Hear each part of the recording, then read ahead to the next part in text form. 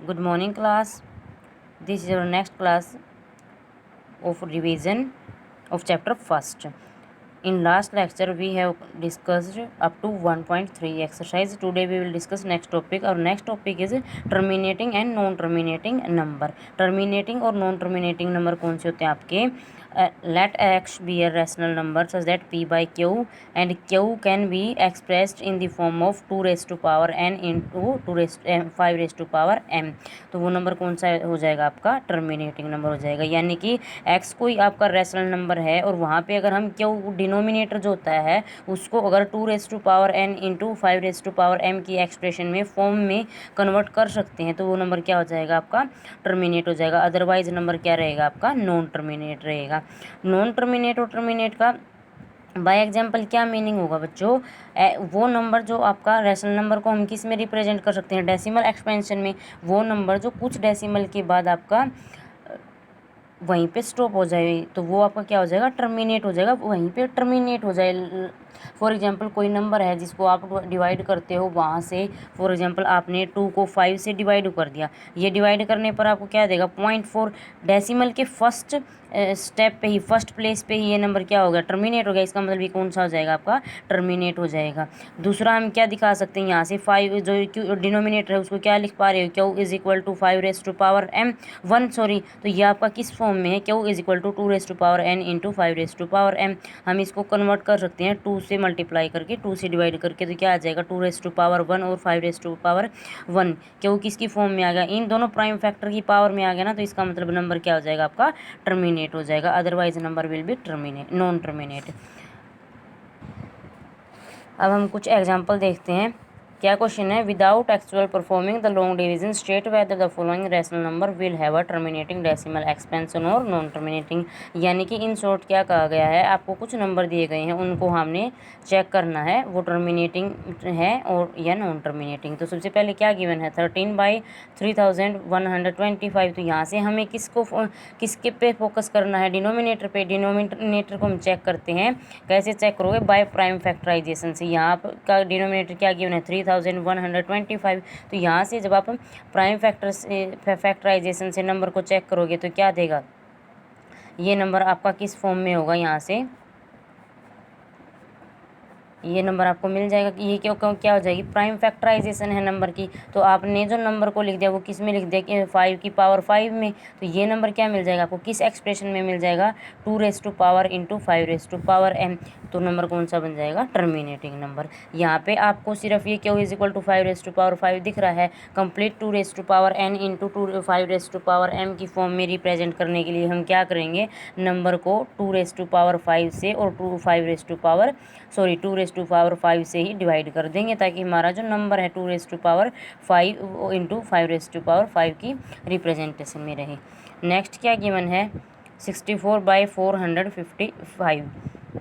यहाँ पे फिर क्या बताना है आपको? गिवन नंबर टर्मिनेटिंग नंबर है और नॉन टर्मिनेटिंग डेसिमल एक्सपेंशन है। तो यहाँ से हम किस पे फोकस करेंगे? आई रिपीट, क्यों? डिनोमिनेटर पे। डिनोमिनेटर आपका क्या गिवन है? 455। तो आप प्राइम फैक्टराइजेशन से नंबर को क्या देखोगे? प्राइम फैक्टर निकाल लेंगे यहाँ से। इसकी क्या देगा आपको? 5 क्या देगा? 445। फिर से डिवाइड करोगे तो क्या देगा? 73। ये क्या हो जाएगी? ये this is the prime factorization of number 455। क्या मिल गया आपको? 5 इंटू 7 इंटू 3। हमें डिनोमिनेटर किस फॉर्म में चाहिए? 2 raise to power n into 5 raise to power m। 2 और 5 प्राइम फैक्टर की पावर चाहे कितनी भी हो, लेकिन 2 और 5 दोनों नंबर के पास होने चाहिए। तो यहाँ से देखो सिर्फ 5 नंबर के पास है, लेकिन 5 के साथ साथ 7 और 13 एक्स्ट्रा फैक्टर हैं। वो प्राइम है लेकिन हैं एक्स्ट्रा 2 और 5 को छोड़ के। तो यहाँ से ये नंबर क्या हो जाएगा? नॉन टर्मिनेट रहेगा। हमें सिर्फ expression 2 raise to power n into 5 raise to power m में चाहिए। नेक्स्ट क्या है? 15/1600। सिमिलरली हम इस डिनोमिनेटर को चेक कर सकते हैं। आगे देखो क्या दे रखा है? 29/343। फिर से प्राइम फैक्टराइजेशन से क्या निकालोगे? क्यू को हम प्राइम फैक्टराइजेशन में कैसे रिप्रेजेंट कर सकते हैं? तो ये क्या देगा आपको? 7 इंटू 7 इंटू 7, यानी कि 7 into 7 into 7 is it's prime factorization. तो क्या मिल गया? Q is equal to 7 raise to power 3 इस फॉर्म में मिल गया। लेकिन हमें पता है अगर नंबर आपका टर्मिनेटिंग होगा तो उसको आप किस एक्सप्रेशन में, किस फॉर्म में डाल सकते हैं, 2n इंटू 5m में डाल सकते हैं। तो यहाँ से आपका ना 2 का मेंबर है इसमें, ना 5 मेंबर है, इसका मतलब ये कैसा नंबर हो जाएगा, नॉन टर्मिनेटिंग। सिमिलरली आप नेक्स्ट को बता सकते हो 129/2 5 7 यहाँ तो आपको प्राइम फैक्टराइजेशन की फॉर्म में दिया गया है, डायरेक्ट बता दोगे 2n भी है, 5m भी है, लेकिन उसके साथ साथ एक एक्स्ट्रा फैक्टर भी है जो इसको नॉन टर्मिनेट बना देगा। तो यहाँ से जो गिवन नंबर है वो क्या हो जाएगा, आपका नॉन टर्मिनेटिंग हो जाएगा।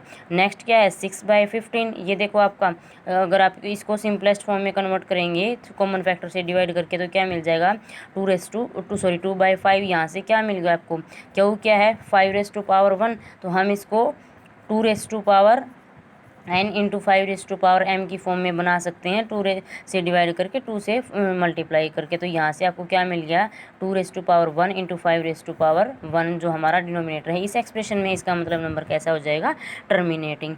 ये तो था आपका नंबर को सिर्फ टर्मिनेटिंग और नॉन टर्मिनेटिंग बताने का कंसेप्ट।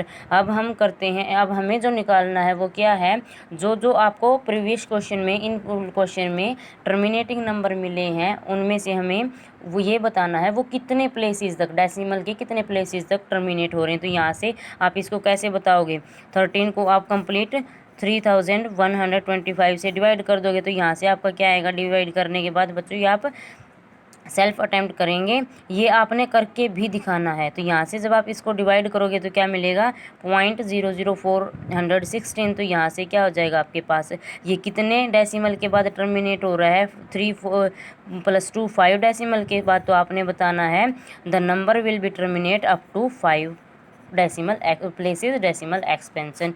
नेक्स्ट आपको दे रखा है, यहीं पे देख लो ये क्या था, टर्मिनेट। इसकी टर्मिनेट फॉर्म निकालोगे तो कैसे निकालोगे, 6/15 के लिए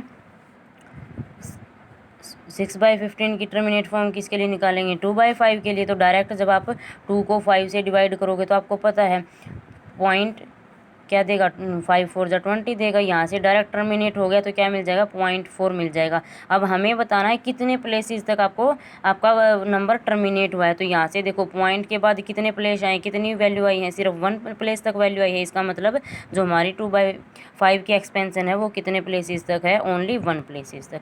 ओके स्टूडेंट, तो जो आपको प्रीवियस क्वेश्चन में टर्मिनेट नंबर मिले हैं वो आपने दिखाने हैं किस डेसिमल एक्सपेंशन तक टर्मिनेट हो रहे हैं।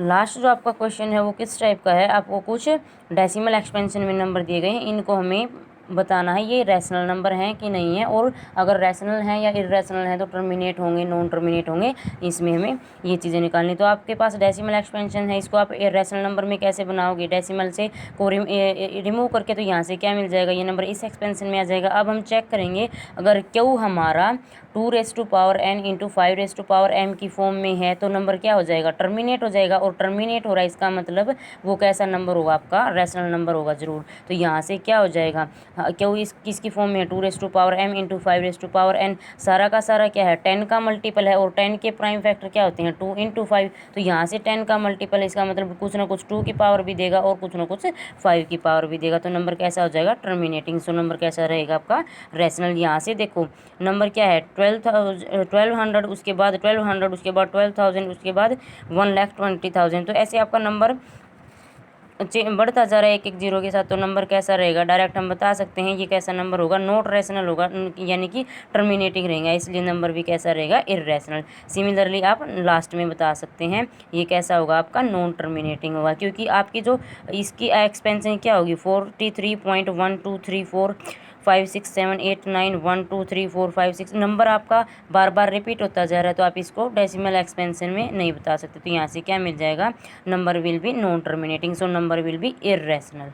ओके स्टूडेंट, तो ये आपका फर्स्ट चैप्टर था जिसमें हमने यूक्लिड्स लेमा से लेकर के टर्मिनेटिंग नॉन टर्मिनेटिंग तक डिफरेंट टाइप के क्वेश्चन किए हैं।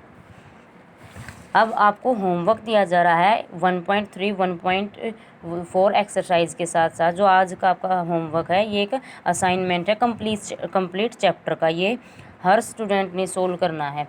क्या गिवन है फर्स्ट में, find the HCF of given number by using Euclid's division lemma. जो आपको नंबर दिए गए हैं उनका HCF फाइंड करना है by using Euclid's division lemma. Next में क्या फाइंड करना है, HCF and LCM of 198 and 484 and verify also the formula for LCM and HCM। Write down their prime factorization also. Next क्या करना है, prove that 1/√3 is irrational. Next में prove करना है 6 + √2 इज इर्रेशनल। नेक्स्ट आपको क्या प्रूव करना है, show that every positive even integer is the form of 2q and every odd integer is the form of 2q + 1 where q is some integer. सारे के सारे जो क्वेश्चन हैं वो आपके सिलेबस के ही हैं। नेक्स्ट क्या है, check whether following rational number are terminating और नॉन टर्मिनेटिंग। आपने इनको टर्मिनेटिंग नॉन टर्मिनेटिंग चेक करना है, और अगर ये टर्मिनेट है तो उनको ये भी बताना है कितने डेसिमल एक्सपेंशन प्लेसेस तक वो टर्मिनेट हो रहे हैं। नेक्स्ट में फिर से क्या प्रूव करना है, 2√5 - 7 इज इर्रेशनल। और जो लास्ट क्वेश्चन है उसमें क्या करना है, जो गिवन नंबर है उसको आपने बताना है ये नंबर आपका कंपोजिट है या फिर प्राइम नंबर है। ओके स्टूडेंट, सारे के सारे क्वेश्चन आपके सिलेबस के ही हैं। Every student will be attempt this question. Okay student, आप ये क्वेश्चन अपनी फेयर नोटबुक में करेंगे, और 1.3, 1.4 और with this assignment you will send your notebook up to Thursday. Okay student, आपको नंबर दे दिया जाएगा आपके ग्रुप में, आप ये होमवर्क सेंड करेंगे उस नंबर पे। Thank you.